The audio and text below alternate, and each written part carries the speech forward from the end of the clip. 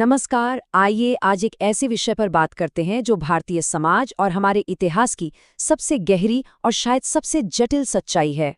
ये एक ऐसी व्यवस्था है जिसने सदियों से तय किया है कि लोग कौन हैं, उन्हें क्या अवसर मिलेंगे और उनका जीवन कैसा होगा। आज के इस विश्लेषण में हम शुरू से शुरुआत करेंगे।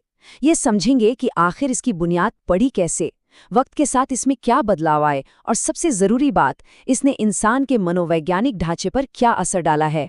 हमारा मकसद किसी पर दोष लगाना नहीं, बल्कि एक सामाजिक और ऐतिहासिक नजरिए से बिल्कुल निष्पक्ष होकर इस सच्चाई को गहराई से समझना है।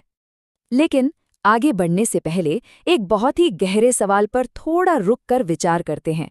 क्या कोई भी समाज सच में पूरी तरह विकसित हो सकता है जब उसका इतिहास इंसानों को बांटने पर टिका हो? ये सिर्फ बीते हुए कल की बात नहीं है। ये सवाल हमें मानव गरिमा और सामाजिक विकास के बिल्कुल मूल मुद्दों से जोड़ता है। ये हमारे आज और आने वाले बेहतर कल के बारे में एक बहुत जरूरी आत्मनिरीक्षण है।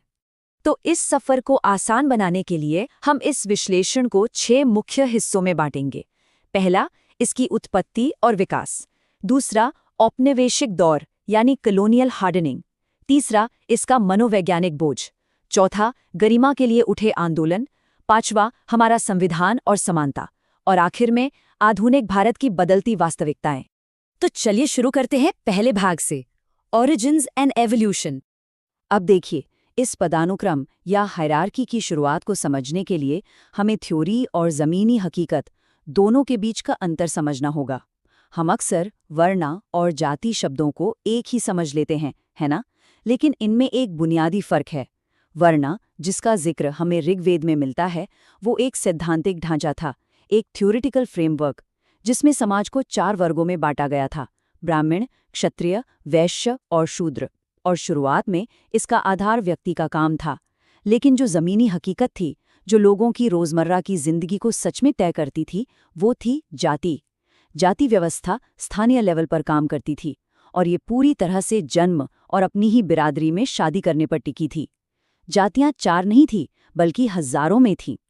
तो समझने वाली बात यह है कि वर्ण एक ढांचा था, जबकि जाति वो रियलिटी थी जो पीढ़ी दर पीढ़ी लोगों की जिंदगी चलाती आई।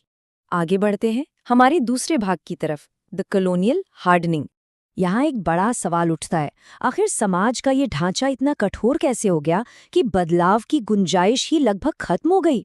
देखिए, 1500 बीसी के आसपास वैदिक वर्णा कॉन्सेप्ट्स आए, लेकिन असली और शायद सबसे बड़ा बदलाव तब आया जब 18वीं सदी में ईस्ट इंडिया कंपनी आई। ब्रिटिश प्रशासन के आने से पहले भारत में जातियां थोड़ी लचीली या फ्लूइड हुआ करती